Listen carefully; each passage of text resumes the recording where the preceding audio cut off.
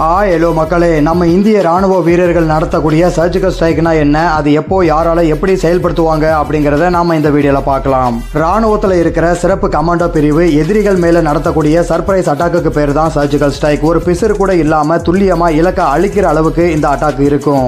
நாட்டோட பாதுகாப்புக்கு தீவிரவாதிகளால high alert ஏற்படும் போதும் பயங்கரவாதிகள் நடமாட்டத்தை பத்தி உளவு பிரிவில் இருந்து ரொம்ப உறுதிப்படுத்தப்பட்ட தகவல் கிடைச்சா மட்டுமே இந்த மாதிரி தாக்குதல் நடத்துவாங்க. இந்த அட்டாக்கு தீவிர பயிற்சிக்கு உட்படுத்தப்பட்ட ராணுவ கமாண்டோக்கள் தான் ஈடுபடுவாங்க. தாக்குதல் நடத்த கமாண்டோ படை 365 நாட்களும் தயாராக இருப்பாங்க. அதிநவீன ஆயுதங்களை பயன்படுத்துறதுலையும் எதிர்பாராத தாக்குதல்களை சாதுரியமா கையாளுறதுலையும் அவங்க கில்லி.